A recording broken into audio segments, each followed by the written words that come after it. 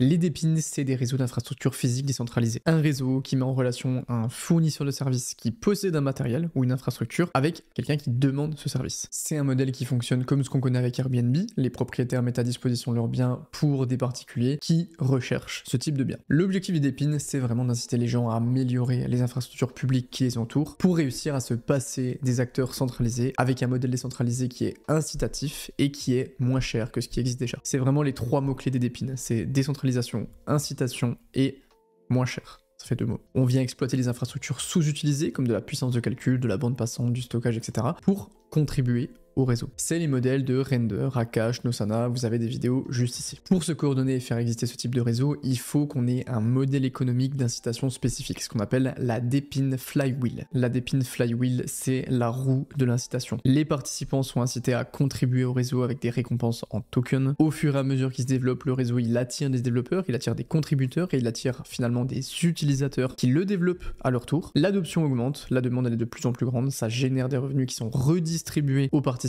qui viennent fournir un service, du matériel, etc. Et quand ils sont bien construits, les jetons, ils ont des mécanismes de capture de valeur qui permettent de retransmettre la valeur perçue vers le token pour aligner les incitations. Au lancement du réseau, les jetons gagnés, ils ont aucune valeur, ça représente simplement une propriété ou une participation. Donc l'objectif des participants du côté de l'offre qu'on appelle des Ventures Miners, c'est que si le réseau continue de croître et de générer des revenus réels, les jetons qu'ils ont gagnés vont prendre de la valeur. Au lieu de venir fournir du capital un peu comme les VC, ils vont prendre le risque de fournir des ressources physiques ou numérique. C'est le cas par exemple des mineurs sur Bitcoin et c'est la même chose pour ce type de réseau. Depuis 2022, le market cap global des DePIN il a explosé de 900% avec 50 milliards de dollars actuellement. Sur ce graphique, vous avez en orange le nombre de projets, en blanc le nombre de tokens dans les projets, tous les projets n'ont pas de tokens, et la part de marché à l'intérieur du narratif avec la petite courbe jaune. On fera un point sur les sous-secteurs juste après, mais il y a un truc qui choque, c'est qu'il y a plus de 1000 projets avec 350 tokens. Le sous-secteur qui est le plus développé, c'est celui des Compute Network, qui a 78% des parts de marché et 750 projets. En parallèle, les revenus ils ont énormément augmenté. On a une hausse de 9900% depuis 2022. C'est en partie évidemment dû à l'IA qui représente 70% des revenus et qui est très corrélé au narratif. On y reviendra. Aujourd'hui, il y a plus de 17 millions d'appareils qui sont connectés à ce type de réseau. On a une grosse présence en Europe, en Asie et aux USA. Et forcément, on a déjà des écosystèmes comme Ethereum, Solana ou Polygon qui se positionnent. Sur Ether, il y a plus de 60 projets qui sont construits, 50 sur Solana, 25 sur Polygon. De l'autre côté, on a des infrastructures qui sont spécifiques pour les DePIN avec les blockchains Peak dont j'ai déjà parlé, j'avais fait une vidéo sur ma chaîne secondaire, ou IoTex. Il y a plus de 45 projets sur Peak, plus d'1 million d'appareils connectés et 30 projets sur IoTex avec plus de 10 000 appareils. C'est un projet qui s'est mangé deux gros bear market en 2019 et en 2022, mais qui continue de bien évoluer. Globalement, il y a deux grandes catégories de DePIN. On a les réseaux de ressources physiques et on a les réseaux de ressources numérique. Les réseaux de ressources physiques, c'est tout ce qui touche aux appareils du monde réel, avec l'Internet des objets, les capteurs, les antennes, les infrastructures énergétiques, informatiques, etc., qui sont connectés à la blockchain. Et dans ce premier sous-secteur, on a plusieurs catégories, comme par exemple l'énergie. Aujourd'hui, on a des infrastructures qui nous servent à produire de l'énergie, comme des centrales, des barrages, etc., ok, sauf que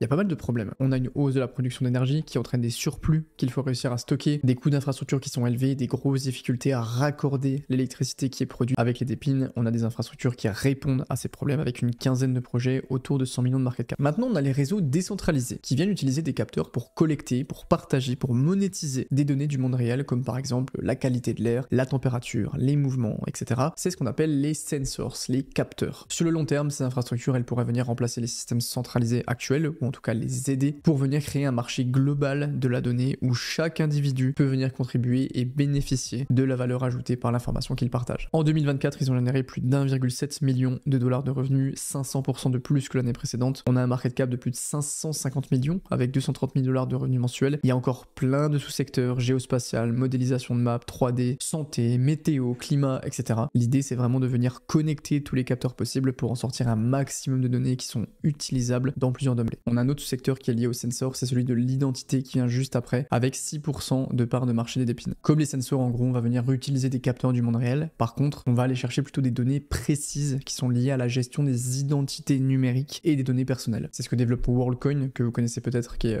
fait par le créateur de ChatGPT, avec une preuve d'humanité qu'ils appellent, qui est faite grâce à la biométrie, qui permet d'être sûr qu'un utilisateur ne crée pas, par exemple, deux identités dans un même système. Et le dernier sous-secteur de la catégorie des réseaux de ressources physiques, c'est les projets wireless wireless, des infrastructures sans fil décentralisées, comme le Wi-Fi, la 5G, l'IoT, pour venir connecter les utilisateurs. Ils peuvent en gros déployer des antennes et des points d'accès pour venir émettre un signal Wi-Fi et pour étendre la couverture à l'échelle mondiale, surtout dans les zones mal desservies où il y a des coupures, etc. J'ai l'impression d'être un technicien fibre quand je raconte ça. Le deuxième grand secteur d'épines, c'est les réseaux de ressources numériques. On vient fournir de la puissance de calcul, de la bande passante, de la capacité de stockage à un réseau décentralisé en échange de tokens. L'objectif, c'est vraiment de proposer des solutions qui viennent concurrencer les AWS, Google Cloud, Azure, etc. avec une alternative beaucoup plus transparente, moins coûteuse et résistante à la censure. N'importe qui peut venir et monétiser son matériel qu'il n'utilise pas, comme des GPU, des CPU, des serveurs, des disques durs, des routeurs, et contribuer à l'infrastructure d'un internet distribué. Le gros sous-secteur qui ressortait tout à l'heure sur le graphique, c'était les compute networks. Les compute networks, c'est un réseau décentralisé qui permet aux utilisateurs de venir louer ou de fournir de la puissance de calcul pour des tâches comme l'entraînement d'IA, le rendu graphique, le traitement de données, etc. Le numérique et la digitalisation se développent, l'arrivée de l'IA pour le grand public a vraiment accéléré pas mal de choses, donc on a besoin de réseaux de ressources numériques pour venir répondre à la demande et venir baisser les coûts d'utilisation. C'est un marché qui est évalué à 484 milliards de dollars en 2022 et qui devrait atteindre les 1000 milliards de dollars d'ici 2028. Et encore une fois, il y a plein de sous-secteurs. On a les réseaux de GPU ou CPU décentralisés, comme Render pour le rendu d'images 3D, Akash, IO.net, Nosana, Golem, Flux, pour venir fournir de la puissance de calcul à un réseau. Si on prend les leaders et les challengers comme ceux que je viens de citer, on a plus de 400 000 GPU connectés, avec un market cap de plus de 9 milliards de dollars pour 130 millions de levées en 2024 pour leur développement.